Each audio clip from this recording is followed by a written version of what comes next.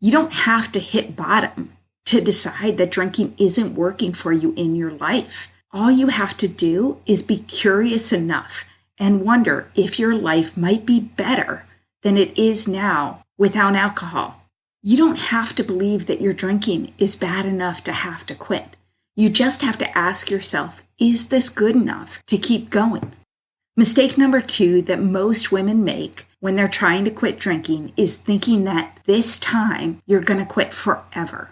Thinking about quitting drinking forever and never having a drink again isn't helpful when you're just starting out. I even tell this to my private coaching clients who come to me and say, I want to work with you because I'm done with alcohol. I never want to drink again.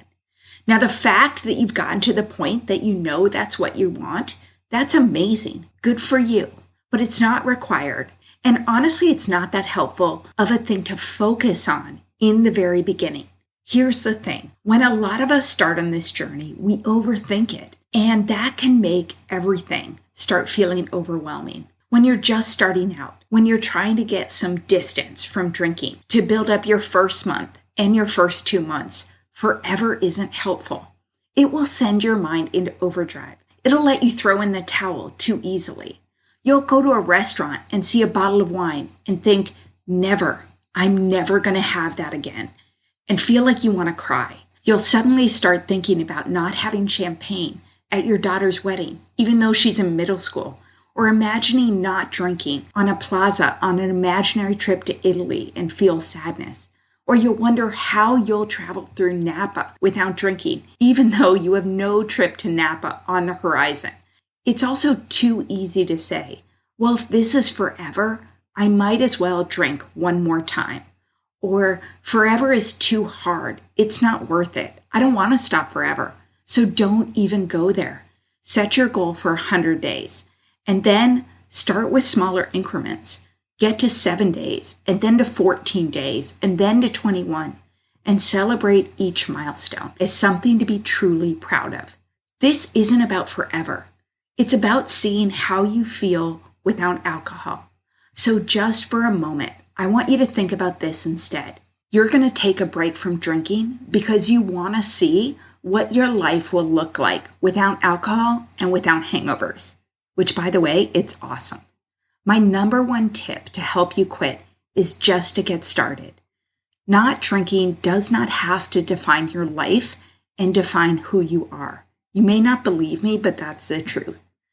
I want to say that again because a lot of times drinking is so important to us. And we may have so many fears about not drinking or having to stop drinking and what it would mean that we get really scared about removing alcohol from our lives.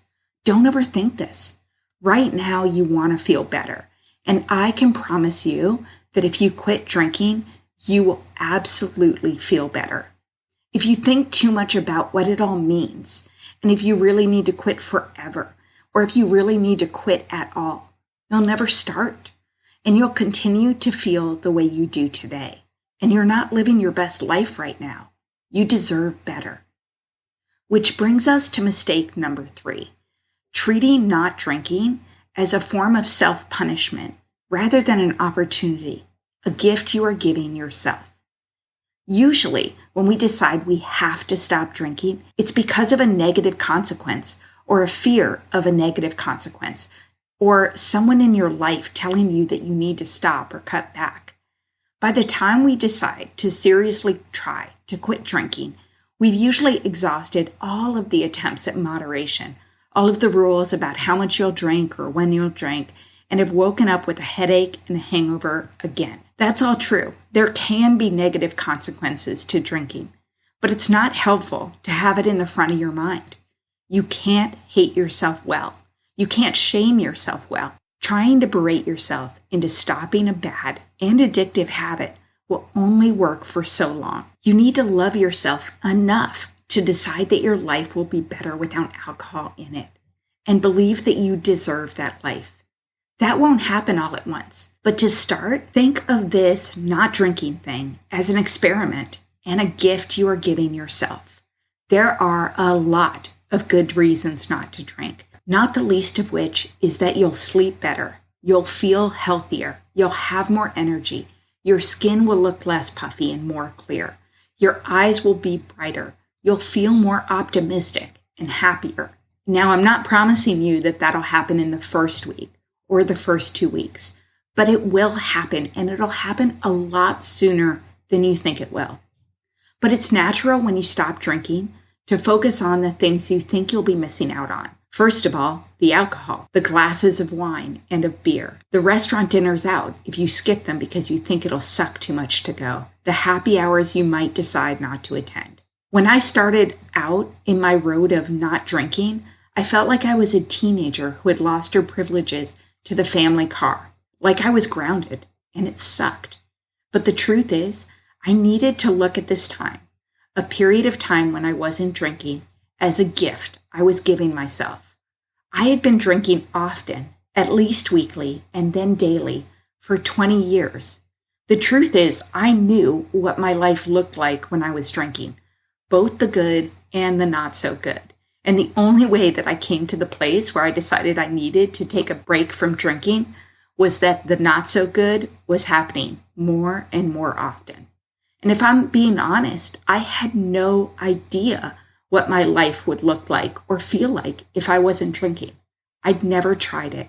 And it's not the same when you're not drinking, but growing a human in your body. So in order to feel good about trying to not drink again, I had to wonder, would I be happier, fitter, better rested? Would I develop new hobbies and new friendships? Think about it.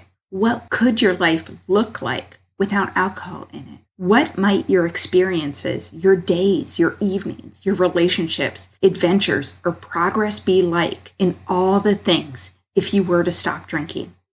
What potential have you been holding back, saturated with all that wine? Would you be more clear and more optimistic? Might you be healthier and happier, or productive and purposeful? Would you take up a new hobby? Would you be less defensive and resentful? Wouldn't you like to find out? Who would you be without the alcohol? Who could you be?